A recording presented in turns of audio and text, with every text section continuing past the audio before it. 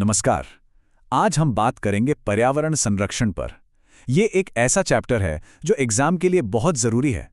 तो चलिए इसे इस तरह से समझते हैं कि हर पॉइंट दिमाग में बैठ जाए और आसानी से याद भी रहे। देखिए, शुरुआत करते हैं इस बहुत ही गंभीर चेतावनी से। ये लाइन हमें बताती है कि ये टॉपिक सिर्फ किताबों का नहीं है, ये हम सब के भविष्य का सवाल है। तो चलिए इसी सोच के साथ इस चैप्टर में आगे बढ़ते हैं। तो इस पूरे चैप्टर का रोड मैप कुछ ऐसा रहेगा। हम इसे 5 हिस्सों में देखेंगे। पहले समझेंगे कोर कॉन्सेप्ट्स, फिर देखेंगे इंसानों का क्या असर रहा है, उसके बाद जानेंगे कि बड़ी बड़ी समस्याएं क्या हैं, प्रदूषण को थोड़ा और डीप में समझेंगे और आखिर में बात करेंगे कि इसका हल क्या हो सकता है। चलिए शुरू करते हैं सेक्शन 1 से, यानी कि कोर कॉन्सेप्ट से। भाई, किसी भी सब्जेक्ट को समझने के लिए उसके बेसिक टर्म्स तो पता होनी चाहिए, है ना? तो सबसे पहले कुछ बुनियादी शब्दों और उनके मतलब को समझते हैं, जो इस चैप्टर में बार बार काम आएंगे। तो पहला और सबसे जरूरी शब्द पर्यावरण। अब ये है क्या? बहुत आसान है। हमारे चारों तरफ जो कुछ भी है, चाहे वो जिंदा हो जैसे पेड़ पौधे, जानवर, या फिर बेजान हो जैसे हवा, पानी, मिट्टी, ये सब कुछ मिलकर ही पर्यावरण कहलाता है। अच्छा, अब इसी पर्यावरण के अंदर एक खास जोन है, एक परत जिसे कहते हैं जीव मंडल या बायोस्फेयर। सोचिए, ये धरती की वो पतली सी लेयर है, जमीन के थोड़ा नीचे से लेकर आसमान में कुछ किलोमीटर ऊपर तक। बस इसी छोटी सी जगह में पूरी जिंदगी मौजूद है। कमाल की बात है ना? और अब अगर हम और भी जूम इन करें तो हमें मिलता है इकोसिस्टम, यानी पारिस्थितिकी तंत्र। ये क्या है? ये एक ऐसा सिस्टम है जहां एक खास एरिया के सारे जीव जंतु अपने आसपास की बेजान चीजों के साथ मिलकर रहते हैं, एक दूसरे पर डिपेंड करते हैं। जैसे एक तालाब या फिर एक जंगल, ये अपने आप में एक पूरा इकोसिस्टम है। अब किसी भी इकोसिस्टम में सबसे मजेदार चीज पता है क्या है? एनर्जी का फ्लो। ये 3 सिंपल स्टेप्स में होता है। सबसे पहले आते हैं प्रोड्यूसर्स, यानी पेड़ पौधे जो सूरज से एनर्जी लेकर अपना खाना बनाते हैं। फिर आते हैं कंज्यूमर्स, यानी हम और जानवर जो इन्हें खाकर एनर्जी लेते हैं। और आखिर में आते हैं डीकंपोजर्स, छोटे छोटे बैक्टीरिया और फंगी जो मरे हुए जीवों को वापस मिट्टी में मिला देते हैं। ये एक साइकिल है जो हमेशा चलती रहती है। तो अब जब ये बेसिक कॉन्सेप्ट्स क्लियर हो गए हैं, तो चलिए आगे बढ़ते हैं हमारे दूसरे सेक्शन पर। अब हम देखेंगे कि हम इंसानों की कहानी ने, हमारे विकास ने पर्यावरण पर क्या और कैसा असर डाला है।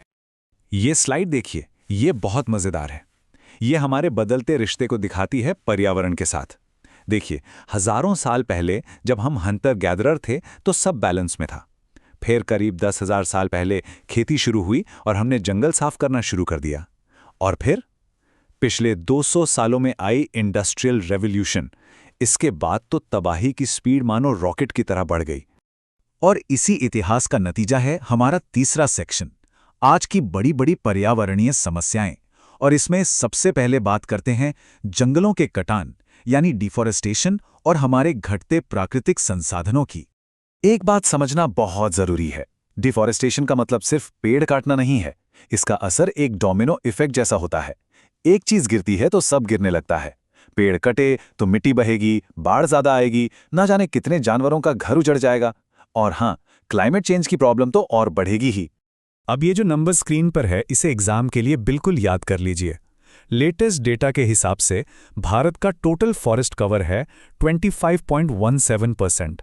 अच्छी खबर यह है कि इसमें थोड़ा सुधार हुआ है, लेकिन ये आंकड़ा बहुत इंपॉर्टेंट है। चलिए अब बात करते हैं संसाधनों की।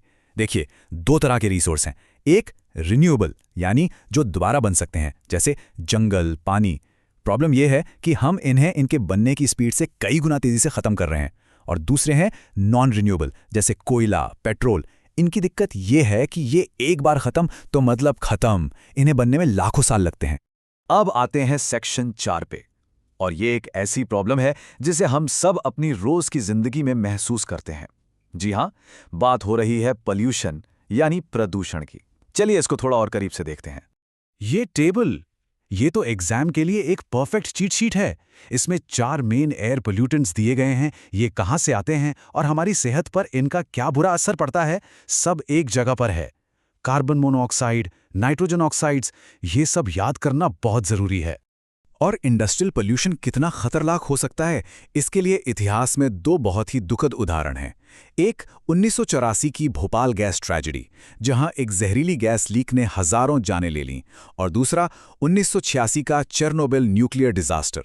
ये दोनों ही हमें याद दिलाते हैं कि लापरवाही का नतीजा कितना भयानक हो सकता है। और पोल्यूशन सिर्फ हवा तक ही सीमित नहीं है। जरा पानी और जमीन की इन केस स्टडीज को देखिए। जापान की मिनामाता बीमारी, जिसमें फैक्ट्री से निकले पारे ने मछलियों के जरिए लोगों को भयानक बीमारियां दी, और अमेरिका का लव कैनाल इंसिडेंट, जहां केमिकल कचरे के ढेर पर बने एक स्कूल के बच्चों को गंभीर हेल्थ प्रॉब्लम्स हुई। ये दोनों ही केस स्टडीज बहुत अहम हैं। तो पॉइंट ये है कि बिगड़ता हुआ पर्यावरण कोई किताबी बात नहीं है, इसका सीधा डायरेक्ट असर हमारी सेहत पर होता है। पोल्यूशन से सांस की बीमारियां और कैंसर, पेस्टिसाइड से शरीर में जहर का इकट्ठा होना, यहाँ तक कि मलेरिया और डेंगू जैसी बीमारियां भी कहीं ना कहीं हमारे बिगड़ते पर्यावरण से जुड़ी हुई हैं। तो अब जब हमने इतनी सारी समस्याओं की बात कर ली, तो सवाल उठता है कि क्या कोई उम्मीद है? इसका हल क्या है?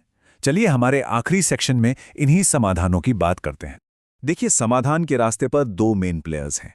एक तरफ है सरकार, जो एक कैटलिस्ट की तरह काम करती है, कानून बनाती है, नियम लागू करती है, और दूसरी तरफ है एनजीओ और हम जैसे लोग, जो एजुकेटर और प्रेशर ग्रुप की तरह काम करते हैं। जमीन पर असली बदलाव लाने में इनका बहुत बड़ा हाथ है। सरकार के एक्शन की बात करें तो ये 4 कानून एग्जाम के पॉइंट ऑफ व्यू से सुपर इंपॉर्टेंट हैं। Water act, air act, wild life protection act और एनवायरनमेंट प्रोटेक्शन एक्ट। इन चारों के नाम और इनका मेन काम क्या है, ये जरूर याद रखिएगा। लेकिन एक सच ये भी है कि सिर्फ कानून बना देना काफी नहीं होता, उन्हें जमीन पर लागू करना अपने आप में एक बहुत बड़ा चैलेंज है। कभी म्यूनिसिपैलिटीज के पास फंड नहीं होते, तो कभी छोटे इंडस्ट्रीज पोल्यूशन कंट्रोल के महंगे उपकरण नहीं लगा पाती, और भोपाल जैसे केस में तो इंसाफ के लिए सालों लग जाते हैं। और यहीं पर तस्वीर में आते हैं नागरिक आंदोलन। इनकी ताकत का सबसे बड़ा उदाहरण है चिपको मूवमेंट। उत्तराखंड में जब लोग पेड़ों को बचाने के लिए उनसे चिपक गए, तो ये पूरी दुनिया के लिए एक मिसाल बन गया। इनके अलावा भी कल्प वृक्ष और केएसएसपी जैसे कई संगठन हैं जो जबरदस्त काम कर रहे हैं। तो चलिए इस पूरे डिस्कशन को खत्म करते हैं एक रिवीजन क्वेश्चन के साथ। सवाल यह है कि 1984 की भोपाल गैस त्रासदी में कौन सी जहरीली गैस लीक हुई थी? इसका जवाब जरूर सोचिएगा, क्योंकि ये इस चैप्टर का एक बहुत ही जरूरी हिस्सा है।